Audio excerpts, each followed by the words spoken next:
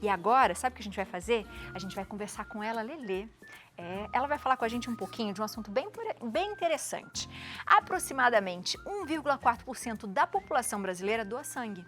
E embora o percentual esteja dentro dos parâmetros recomendados pela Organização Mundial da Saúde, aqui no Brasil, o Ministério da Saúde trabalha para aumentar esse índice, conscientizando a população da importância desse gesto que salva vidas. Por isso, agora a gente vai para Taubaté, interior de São Paulo, conversar com a nossa repórter Letícia Andrade, que está no Hemocentro da cidade e traz informações para a gente sobre essa campanha. Seja muito bem-vinda, Lelê. Boa tarde.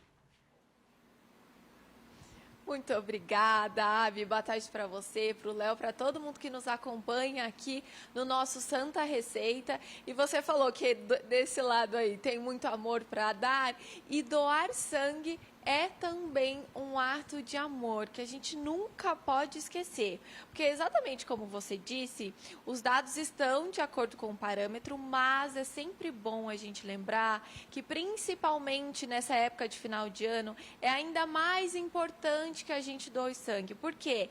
Festa de fim de ano, férias, infelizmente o número de acidentes também aumenta e aí, consequentemente, o número de pessoas que precisam desse sangue. Mas para contar para a gente um pouquinho mais sobre essa campanha, a Andréia já está aqui do meu lado. Olha só, tá vazio agora porque o horário de doação era até 4 horas da tarde, mas a gente chegou um pouquinho antes, então vão rodar imagens aí para vocês das pessoas doando. Andréia, boa tarde para você, seja muito bem-vinda ao nosso Santa Receita.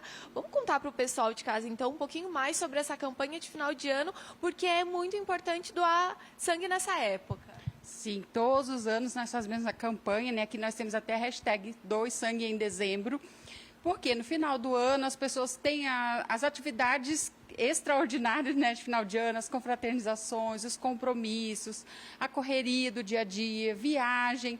E a gente pede para o doador colocar na sua bagagem, ali no seu checklist, a lembrança de fazer a doação de sangue antes ou depois do seu passeio. Não esquecer de fazer a doação, tanto em dezembro quanto em janeiro, que também é um período de férias.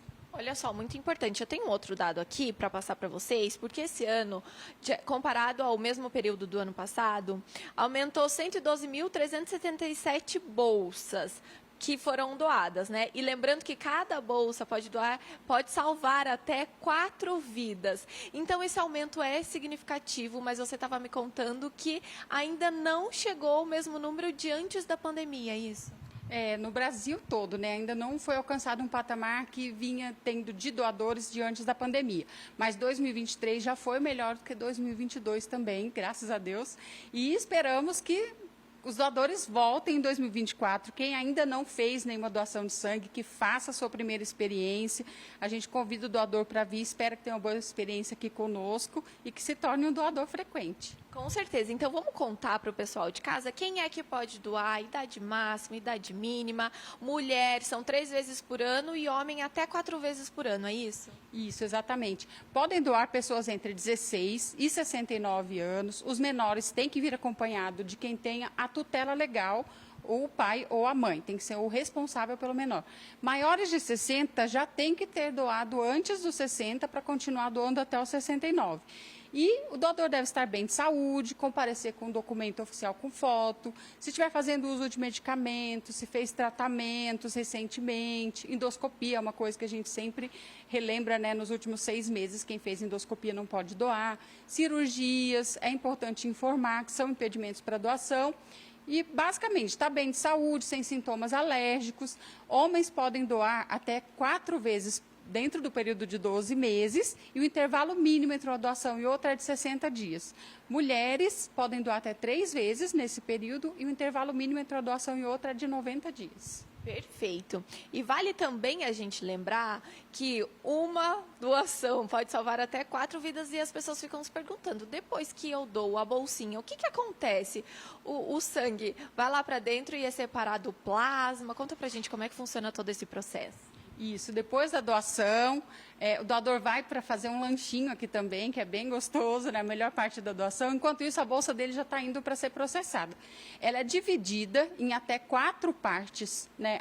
O plasma, a plaqueta, a hemácia, o crio, e cada um desses componentes pode ir para uma pessoa diferente, dependendo do tratamento que ela precisa. Então, é isso mesmo, uma bolsa pode salvar até 4 vidas. Lembrando que a gente está aqui no Hemonúcleo, no Hemocentro de Taubaté, mas você que está nos assistindo no Brasil todo, você pode procurar o Hemocentro mais perto aí da sua casa. E é muito legal também a gente contar para o pessoal de casa que às vezes pode doar. Por exemplo, eu dou aqui em Taubaté, mas um hospital ou algum lugar precisa em outro estado, em outra cidade do estado de São Paulo também, esse sangue pode ir para lá, isso?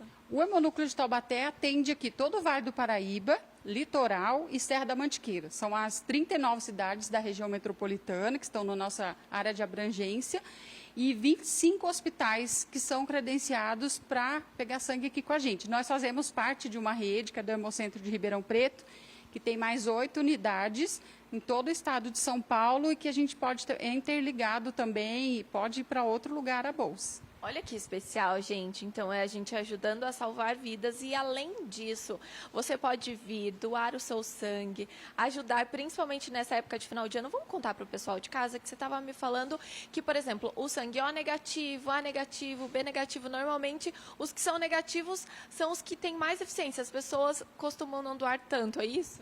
Sim, na verdade é uma incidência menor, né, no Brasil, de pessoas com o tipo sanguíneo com RH negativo.